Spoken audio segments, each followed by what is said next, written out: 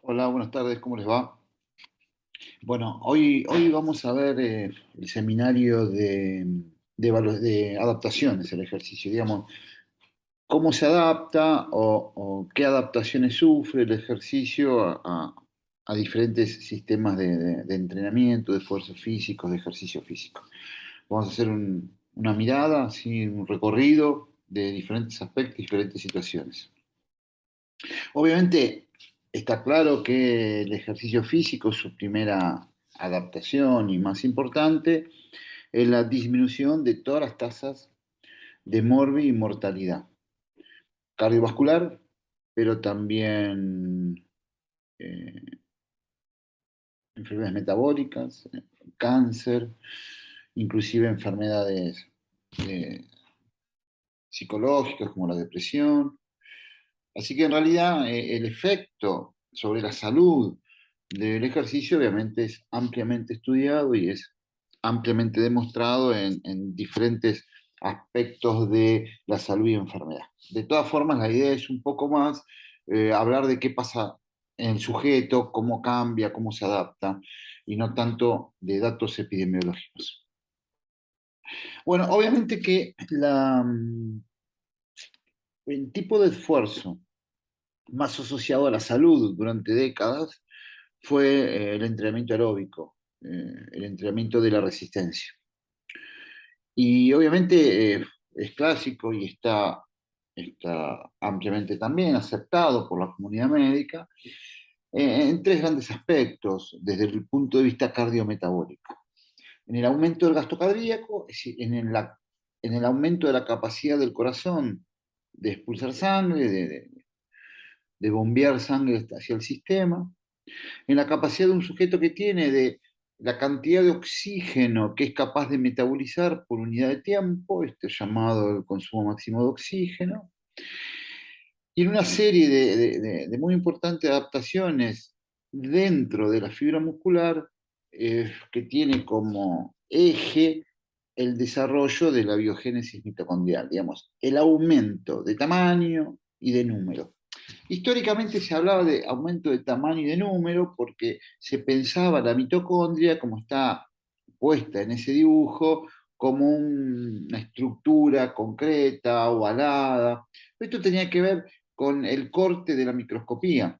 Hoy sabemos que la mitocondria no son organelas separadas, sino es una gran red mitocondrial en la fibra muscular, y por lo tanto entonces lo que se sabe es que cuando vos haces un corte histológico te aparecen más cantidad, y esto se tomaba como una hiperplasia, como un aumento del número, pero además eran más grandes. Entonces se pensaba que la mitocondria aumentaba la cantidad y aumentaba el tamaño. Hoy en realidad sabemos que lo que aumenta es todas las características de esta red. Y no solo aumenta la red, la estructura anatómica microscópica de la mitocondria, sino también aumenta el contenido de esas mitocondrias a partir del aumento de las enzimas. Generalmente hay una enzima que es la que se toma como parámetro, pero que no es la única que aumenta, que es la citrato sintetasa, que es la enzima del primer paso del ciclo de Krebs. Y se toma muchas veces como un parámetro de, de, básico del desarrollo de las enzimas aeróbicas, pero en realidad que aumentan todas las enzimas aeróbicas y no solo esta citrato sintetasa. Y hoy se sabe que esto responde no solo a ejercicios de baja intensidad y larga duración, como se pensaba antes, sino a ejercicios más cortos pero de mayor intensidad. Digamos, tanto un ejercicio de larga duración exige mayor metabolismo aeróbico en función de, del volumen de trabajo, pero también cuando uno va aumentando la intensidad del ejercicio, la tasa de producción energética por unidad de tiempo también es mayor y entonces también tiene efectos a nivel mitocondrial. Esto habla de la suma de los entrenamientos modernos que hoy existen. Y por lo tanto, entonces, cuando uno piensa la adaptación al entrenamiento aeróbico, piensa relacionado con el consumo de oxígeno, relacionado con a qué porcentaje del consumo de oxígeno la producción-remoción de lactato es eficiente, que es llamado umbral anaeróbico, umbral lactácido, y además la técnica de carrera que me hace lo que llama la economía de carrera, es decir, yo puedo correr más rápido usando la misma energía en la medida que sea más eficiente en el manejo de mi patrón de movimiento. Y por lo tanto, estas tres estructuras hacen a la capacidad de un sujeto de correr a una determinada velocidad de una carrera, y obviamente tiene que ver entonces con la relación entre consumo de oxígeno y manejo de dióxido de carbono, tiene que ver con las características del funcionamiento cardíaco, tiene que ver con las características de cómo llega el oxígeno a la fibra muscular, básicamente la densidad capilar y las enzimas oxidativas y esa economía de carrera. Obviamente, durante muchos años, y sobre todo en la medicina, a estos dos primeros aspectos fueron los que más importancia le dimos. Digamos, pensar que lo cardiometabólico tenía que ver con el rendimiento. Digamos. Si yo tenía un corazón más grande, con más consumo de oxígeno y además con más enzimas aeróbicas, no solo era mejor deportista, sino además era más sano. Hoy hay toda una línea de trabajo en la cual yo adhiero a pensar que en realidad la forma de movernos también es clave, no solo en la salud, sino también en el rendimiento deportivo, y vamos a charlar algunos aspectos de estas cosas. Por lo tanto, cuando uno piensa en los sistemas cardiometabólicos, piensa en lo cardiovascular, en lo muscular y en lo pulmonar. Cuando piensa en lo cardiovascular, obviamente el gasto cardíaco, determinado por el volumen sistólico, por la frecuencia cardíaca y también su relación con la resistencia periférica. Obviamente hay enorme cantidad de adaptaciones en este aspecto. Está claro que el gasto cardíaco aumenta, está claro que el volumen sistólico aumenta. Se habla de que hay dos grandes formas de adaptación cardíaca al entrenamiento. Lo que se llama la sobrecarga de volumen y lo que se llama la sobrecarga de presión. Cuando uno piensa en sobrecarga de volumen, piensa en un corazón que tiene que emitir mucha cantidad de sangre por unidad de tiempo. Por ejemplo, en los entrenamientos de resistencia. Ese corazón lo que hace entonces es aumentar de tamaño a expensas de las cavidades y no tanto de la pared. Entonces ese corazón en cada latido emite mayor cantidad de sangre de volumen sistólico. ¿Y cómo es este sistema? Bueno, es muy simple. Lo primero que pasa con el ejercicio aeróbico es que el miocardio se transforma en más resistente a la adrenalina. Por lo tanto, como se transforma en más resistente a la adrenalina, disminuye la frecuencia cardíaca. Al disminuir la frecuencia cardíaca, aumenta la precarga. Como aumenta la precarga, el corazón se adapta hipertrofiándose, básicamente con grandes cavidades y un poco más de pared. Esto es lo típico, insisto, de la resistencia. Cuando uno piensa en la fuerza, lo importante es que el corazón emita sangre en el momento de que el músculo está haciendo mucha fuerza. Entonces esto se le llama sobrecarga de presión. Entonces el corazón tiene que bombear contra una gran resistencia periférica producida por la contracción muscular. Entonces, en el corazón de atleta, pero del entrenado en la fuerza, hay un mayor aumento del tamaño del miocardio y una cavidad no tan grande. De todas formas, ambos corazones, digamos, el de sobrecarga de volumen y el de sobrecarga de presión, son corazones normales, sin ningún tipo de patología. Más o menos se calcula que el límite entre un corazón hipertrofiado normal y un corazón de una miocardiopatía hipertrófica es 11 milímetros en el tabique septal.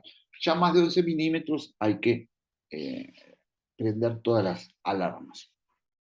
La frecuencia cardíaca se mantiene bastante constante en respuesta al entrenamiento deportivo, no aumenta, y la resistencia periférica, como lo decía, puede disminuir en el entrenamiento de resistencia o aumentar en el entrenamiento de la fuerza, sobre todo de la fuerza de alto nivel, ¿no? Obviamente que también el flujo sanguíneo muscular eh, es muy importante en esta estructura. El flujo, la densidad capilar aumenta, aumenta el tamaño de los capilares y aumenta el número de capilares por fibra muscular. Obviamente el contenido de hemoglobina aumenta y por lo tanto aumenta el transporte de oxígeno, teniendo en cuenta que a veces en la mujer de alto rendimiento de la resistencia hay una tendencia a tener hemodilución y entonces el contenido de hemoglobina, la anemia del deportista es bastante común, sobre todo, insisto, en la mujer. Obviamente que hay un aumento obviamente de masa muscular y las características del tipo de oxígeno. digamos, el músculo también cambia, se hace más especialista en extraer oxígeno de los capilares, y esto es a partir de una densidad mitocondrial mayor, como decíamos, y un aumento de las enzimas oxidativas. Obviamente que el pulmón también mejora en todos sus aspectos. Por lo tanto, cuando uno ve un deportista, va a encontrar que el consumo de oxígeno en general tiende a aumentar, que la diferencia arteriovenosa, la diferencia entre el contenido arterial de oxígeno y el contenido venoso de oxígeno también aumenta, que la frecuencia de reposo disminuye, que la frecuencia submáxima, es decir, la frecuencia cardíaca para un determinado esfuerzo mensurado, por ejemplo, correr a 15 kilómetros por hora, disminuye obviamente en el entrenado, la frecuencia cardíaca máxima se mantiene constante y disminuye todas las tensiones arteriales, sistólica, diastólica y media. Acá estamos hablando en la adaptación crónica al entrenamiento. Ahora después vamos a hacer esta diferencia. ¿Sí? ¿Qué le pasa a una persona después de entrenar un tiempo determinado? Obviamente que todas las características del volumen sistólico aumenta la pared y la cavidad miocárdica, como decíamos, aumenta el área de corte y las arterias coronarias, son mayores, aumenta la tasa de capilaridad por fibra, y obviamente que aumenta el grosor y toda la característica también funcional del corazón, como el volumen a fin de diástole, la fracción de eyección, el pico temprano de velocidad del flujo transmitral, la velocidad de acortamiento de la fibra miocárdica, el grosor de la pared posterior del ventrículo izquierdo. Obviamente el corazón se transforma en un corazón hipersano, y esto es lo normal. Ahora, cuando nosotros hablamos de adaptación, tenemos que diferenciar la adaptación aguda del ejercicio, digamos, qué le pasa a un sujeto en el momento de hacer la actividad física, y la adaptación crónica al ejercicio, qué le pasa a un sujeto en reposo después de haber hecho actividad física, durante 4 o 6 semanas como mínimo. Con respecto a la adaptación aguda, fíjense que cuando uno piensa en un esfuerzo, tanto el volumen final, el volumen sistólico aumenta y el volumen ventricular aumenta. En la medida que el esfuerzo es cada vez más intenso, las características del funcionamiento cardíaco cada vez son mayores, por supuesto. Si uno piensa en a dónde va el flujo sanguíneo, fíjense en este gráfico, qué interesante que esta parte del gráfico, la más baja, es lo que habla de la sangre que va al músculo. Desde casi un reposo hasta un esfuerzo aeróbico máximo. Y fíjense cómo lo que aumenta en el flujo sanguíneo, sobre todo, es el flujo sanguíneo muscular. El músculo es el que multiplica por más de 10 su consumo de oxígeno. Pero también, fíjense, lo más blanco de todo, también lo hace el corazón. Obviamente, la demanda cardíaca de oxígeno y de sangre es mucho mayor cuanto más intenso es el ejercicio.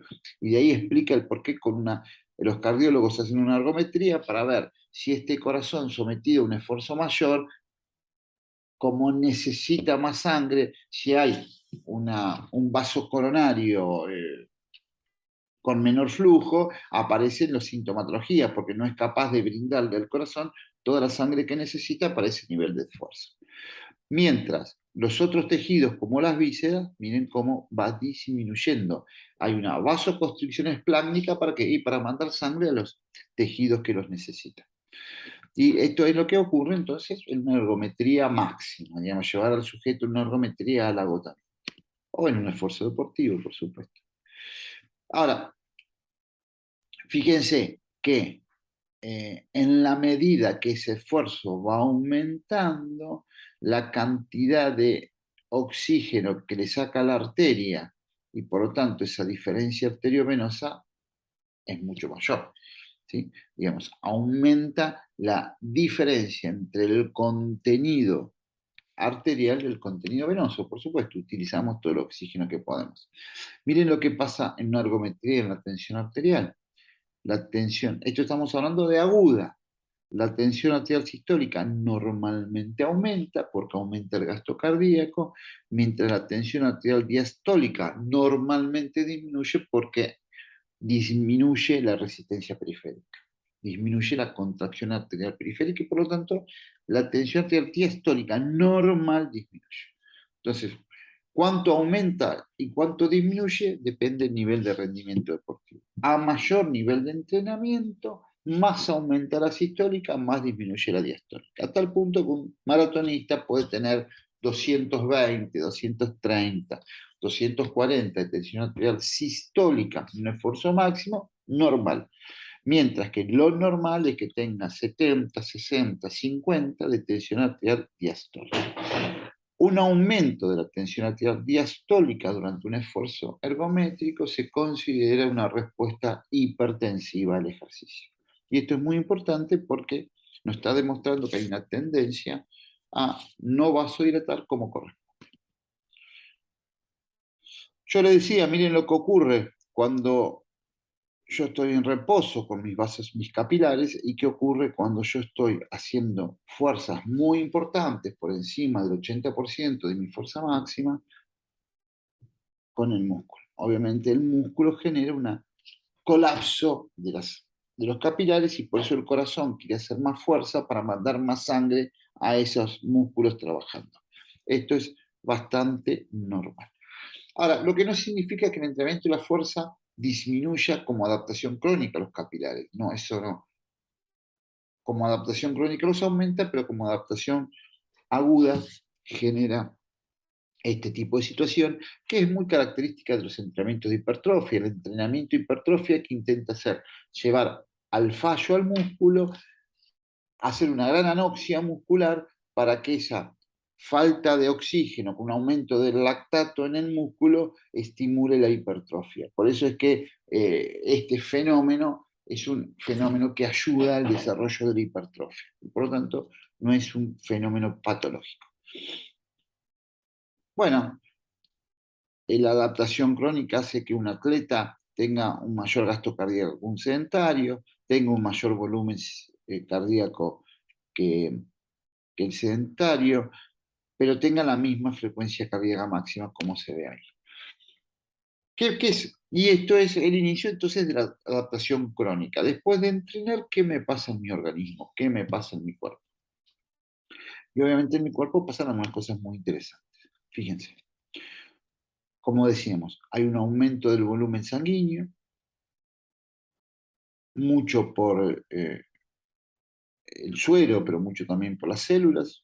Hay un aumento de la contractilidad miocárdica, el fibra muscular se vuelve más, alcanza mayores niveles de tensión y más rápidos.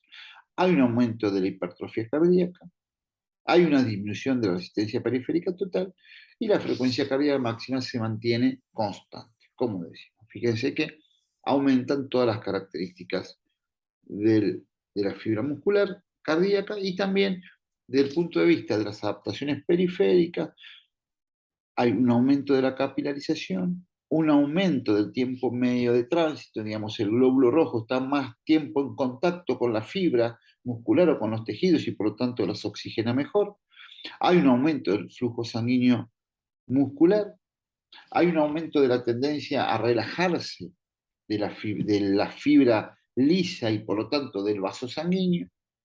Y hay un aumento, como decíamos, de todo lo relacionado con las enzimas aeróbicas mitocondriales y la característica de la mitocondria. Así que fíjense que los fenómenos asociados al entrenamiento desde el punto de vista cardiovascular son extremadamente positivos.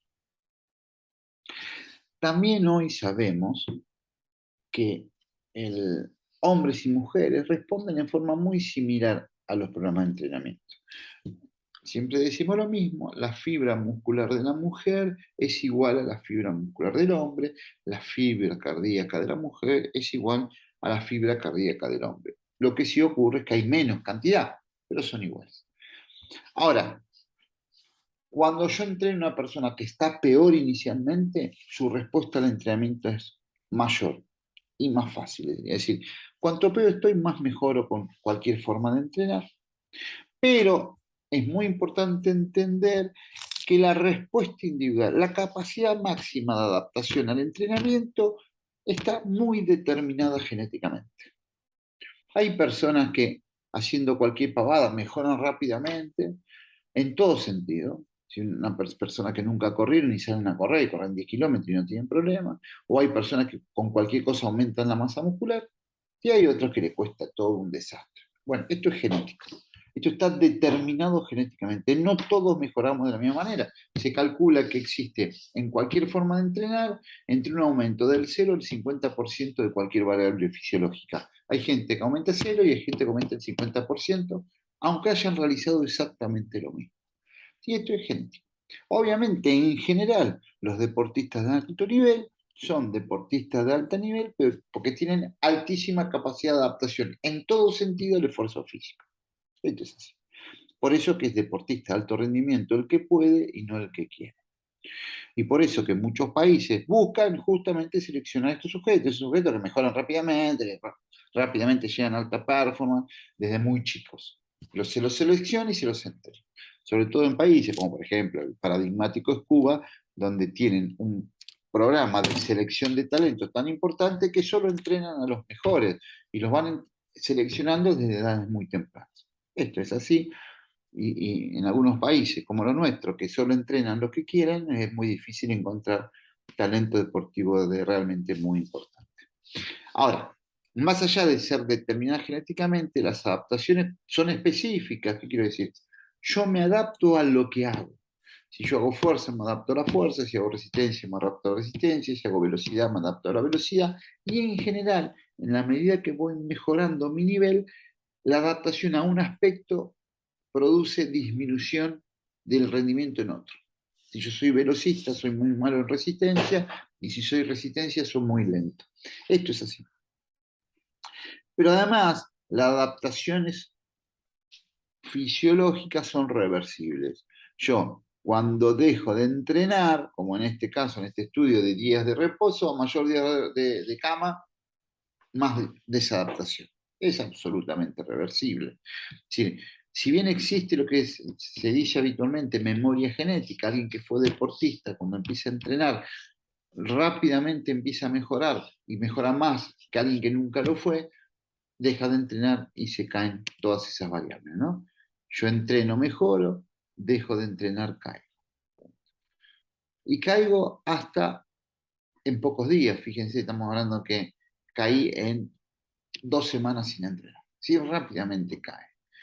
Rápidamente aumento, rápidamente cae. Por eso es que uno intenta que un futbolista, por ejemplo, un deportista, durante sus vacaciones, 1 o 2 veces por semana haga algo, cosa que haciendo 2 estímulos semanales la caída es menor. Y cuando empiezan a entrenar lo hacen desde un nivel superior. Pero todos caen si no hacen nada. Entonces, el entrenamiento aeróbico en general tiene más desarrollo de estos fenómenos cardiometabólicos. Aumenta las enzimas oxidativas, disminuye las enzimas glucolíticas, que son anaeróbicas, aumenta el tamaño y número de mitocondrias, como decíamos, aumenta las proteínas de contracción lentas y las regulatorias de la contracción, disminuye el área de fibras rápidas, digamos, las fibras rápidas, cuando uno solo entrena resistencia, se hipotrofian, aumenta la densidad capilar, aumenta el volumen sanguíneo, el gasto cardíaco y la difusión de oxígeno, como vinimos diciendo a este momento. Esto es lo típico del entrenamiento aeróbico. Ahora, el anaeróbico tiene más que ver con los aspectos musculares, aumenta la masa muscular, aumenta el área de sección transversal del músculo, es decir, el tamaño del músculo. Cuando hablamos de sección transversal, estamos diciendo un músculo, agarramos, lo cortamos y miramos su tamaño. El área transversal del músculo es sinónimo de aumento del tamaño muscular. Aumenta el contenido de proteínas dentro del músculo y aumenta obviamente el contenido de ARN, que tiene que ver con la síntesis proteica, y por supuesto aumenta toda la capacidad de realizar fuerza de un sujeto, que ahora vamos a verlo un poco más detalladamente. Obviamente que, como decíamos, la frecuencia cardíaca de reposo disminuye mucho. La frecuencia cardíaca máxima es como que hay dos posturas. Hay una postura que dice que no se modifica y hay una postura que en el atleta de muy alto rendimiento, cuando entrena, su frecuencia cardíaca máxima inclusive es un poco menor que cuando no era atleta. y como que tiende a disminuir un poquito. No llega a ese nivel de máximo esfuerzo cardíaco cuando entrena, no lo necesita. Probablemente porque las limitaciones sean de otro sentido, como las limitaciones musculares. El volumen sistólico, obviamente en reposo se mantiene más o menos parecido, pero lo que ocurre es que en el máximo esfuerzo físico, los atletas aumentan enormemente, hasta el doble de lo que es el volumen sistólico máximo en un sedentario. Digamos, fíjense que yo, mi corazón en reposo emite lo mismo, obviamente emite lo mismo, pero con mucha menos frecuencia cardíaca, pero cuando va al esfuerzo máximo, obviamente el volumen sistólico puede hasta casi duplicar en un atleta el volumen sistólico de un sedentario. El volumen minuto, entonces, por la multiplicación del volumen sistólico por la frecuencia cardíaca máxima, es inmensamente mayor en un atleta, por supuesto. También aumenta el volumen sanguíneo, insisto, hay una hemodilución en parte y hay un aumento de la cantidad de glóbulos rojos, sobre todo en el entrenamiento aeróbico existe la poliglobulia, con un límite. Hoy se sabe que por encima de 55 hematocritos es porque se considera doping y se trata de controlar esos aspectos. En la mujer muchas veces hay más hemodilución que aumento de glóbulos rojos. Entonces, insisto, la anemia de la deportista es todo un capítulo de la medicina del deporte, porque es muy difícil de resolver. La tensión arterial en reposo tiende a disminuir, pero en actividad física la máxima tiende a aumentar. Lo mismo pasa con las variables respiratorias, donde el volumen pulmonar máximo tiende a aumentar fuertemente en los atletas. Fíjense, 200 litros de aire por minuto pueden pasar por los pulmones de un atleta, mientras bastante menos en un esfuerzo máximo en un no atleta. También aumenta la frecuencia respiratoria máxima, es decir, el, el- el número de respiraciones profundas por minuto aumenta, fíjense, como dato promedio 59 contra 42. El pulmón aumenta en algo el volumen residual y obviamente hay un mayor consumo de oxígeno en el atleta que en el no atleta. Lo mismo que la diferencia arteriovenosa que aumenta en el atleta, como habíamos mostrado antes. Ahora, el atleta de resistencia tiende a ser más liviano después de entrenar duramente. Como mantiene su consumo de oxígeno, pero es más liviano, termina teniendo más consumo de oxígeno por kilo peso que antes. El atleta de resistencia tiende a bajar el porcentaje graso fuertemente. El atleta de resistencia tiene un aumento del porcentaje de las fibras lentas, con un eh, un área de la fibra por capilar mucho menor. Obviamente cada capilar hay más capilares por fibra, esto es en dato inverso, pero es el mismo concepto. La densidad aumenta muchísimo, fíjense, triplica la densidad capilar de un sedentario, un no atleta, pero además aumenta muchísimo el número de capilares por fibra y por milímetro cuadrado. Aumenta enormemente la concentración de enzimas, decíamos, la exoquinasa o la citrato-sintetasa, sobre todo la citrato-sintetasa como un elemento paradigmático de la medición. En todas las investigaciones que miden enzimas aeróbicas se mide la citrato-sintetasa, insisto, que es el primer paso del ciclo de Krebs, pero también otras como la exoquinasa, que es la fosforilación de los hidratos de carbono para que entren a la glucólisis, también aumentan, por supuesto. Y inclusive, fíjense cómo la LDH, que es una enzima de la glucólisis, la enzima que produce lactato a partir del piruvato, ácido láctico, no aumenta tanto en el entrenado en resistencia, porque la glucólisis aumenta mucho más en los entrenados en distancias un poco más cortas, como 400 o 800 metros de carrera, cuando el esfuerzo es más anaeróbico. Cuando el esfuerzo es bien de resistencia, la LDH no aumenta tanto.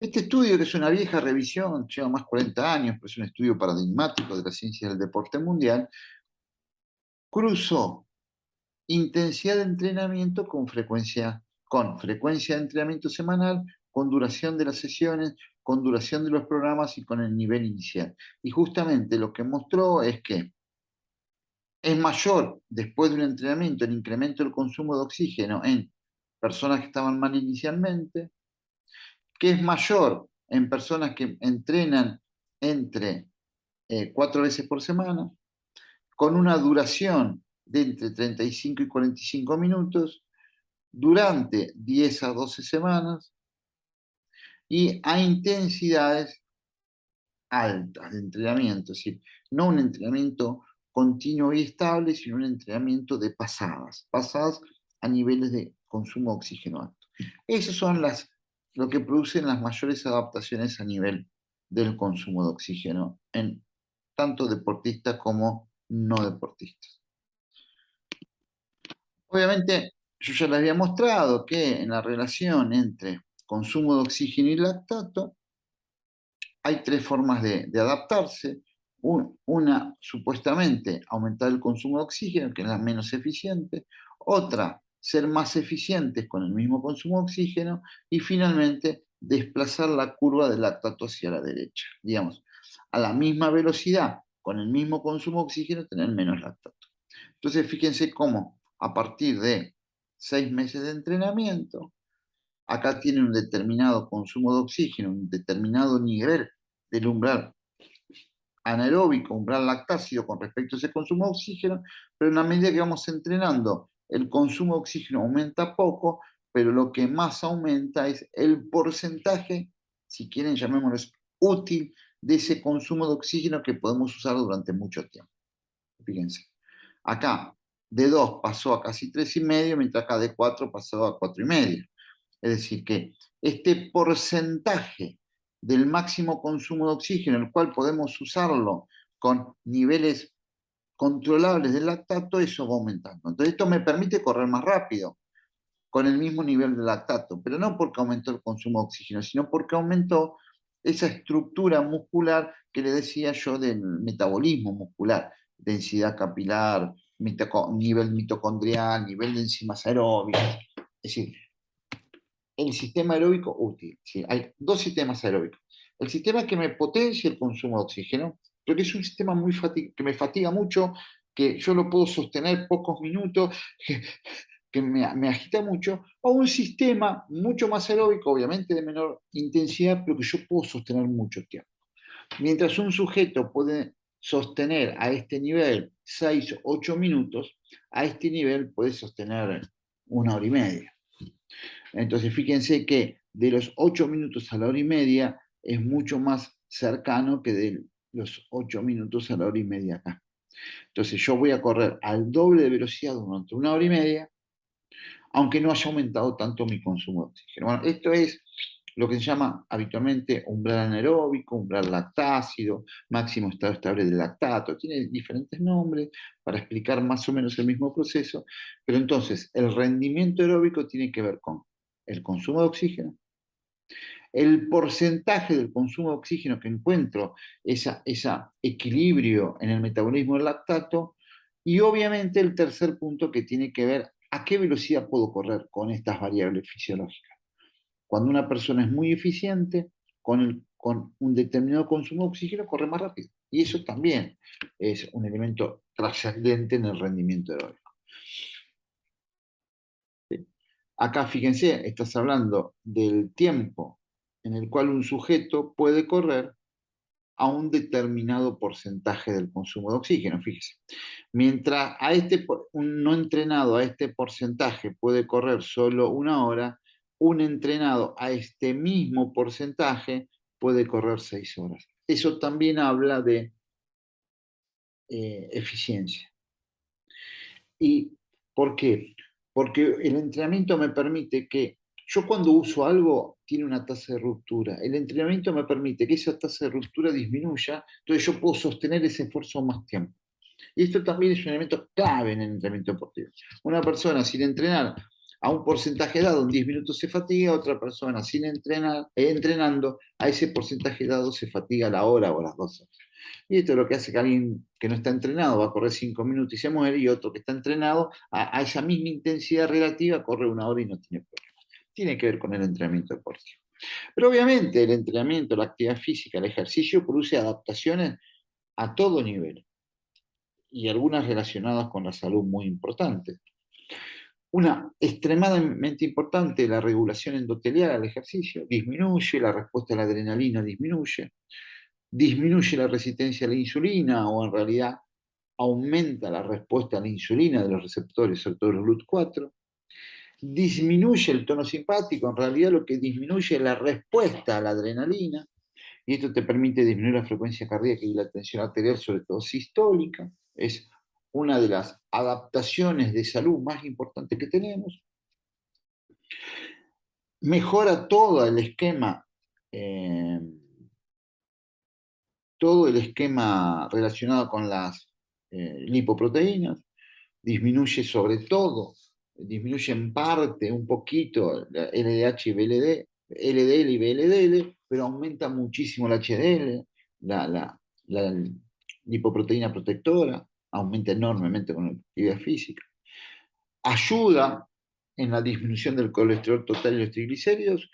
Si bien actúa la actividad física, se sabe que esto es muy acompañado por la dieta, digamos, la mejora del colesterol malo es muy acompañado por la dieta, la mejora del colesterol bueno es muy potenciada por el ejercicio, disminuye la inflamación crónica, sobre todo a nivel de los adipocitos, y esto también es muy importante, sus efectos protrombóticos, y obviamente mejora el control corporal. Por lo tanto, previene la arteriosclerosis, aumenta el flujo coronario, como decíamos, aumenta la eficiencia miocárdica, aumenta la estabilidad eléctrica del miocardio, lo que evita hipertensión por un lado, pero por otro lado las arritmias. ¿Sí? Disminuye la tasa de aparición de arritmias en las personas con actividad física, y esto también es enormemente protector. Bueno, hay muchos trabajos que muestran que la disminución del LDL, que muestran los cambios en todos los parámetros de las lipoproteínas, hay ya mucho publicado. Y también hay mucho publicado del aumento del HDL. Digamos, la verdad que la cantidad de publicaciones que hoy existen ya exceden la posibilidad de leerlas todas, y son extremadamente importantes. Dicho todo esto relacionado con el metabolismo, después también tenemos que entender que hay efectos muy importantes ya no solo en lo cardiometabólico, sino también en el sistema neuromuscular. Si uno analiza cómo es la característica del músculo desde la adultez hasta la ancianidad, fíjense, estos son cortes de resonancia. Acá tienen, obviamente, esto es el hueso, el fémur. Acá tienen la masa muscular y en blanco la masa adiposa. Fíjense cómo no solo se va aumentando la masa grasa, se va disminuyendo la masa muscular, sino se va produciendo infiltración de grasa en la masa muscular. Esto es cómo cambia la masa muscular desde la adultez a la ancianidad. Fíjense, a los 85 años, obviamente, ver esta imagen es realmente impresionante.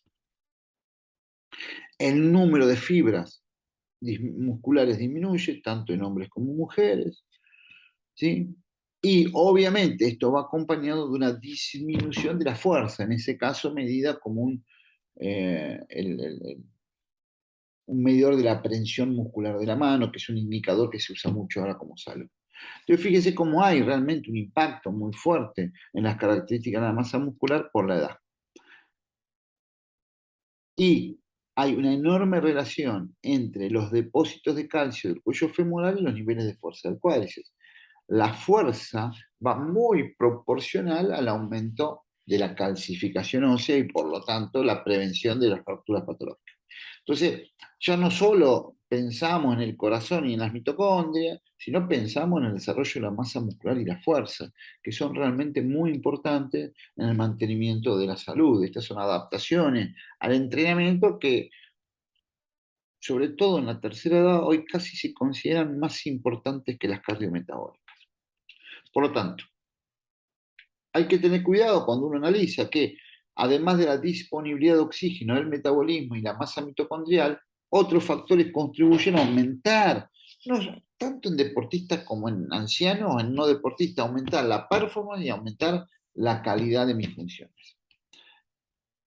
Las características del tendón, la mejora de la habilidad para utilizar la energía elástica del músculo, los patrones de reclutamiento muscular, tener mayor capacidad de ordenar a mis músculos que trabajen, insisto, a todo nivel, la coactivación de los diferentes grupos musculares simultáneamente, la actividad tanto de la fuerza concéntrica como excéntrica, el aumento de la contracción voluntaria máxima, el aumento de la tasa de desarrollo de fuerza, digamos, la velocidad con la cual genero fuerza, el aumento de las fibras musculares 2A, que son las que me permiten a un atleta correr más rápido, pero a un sedentario levantarse de su silla, y las características de la elasticidad del tendón, el llamado stiffness.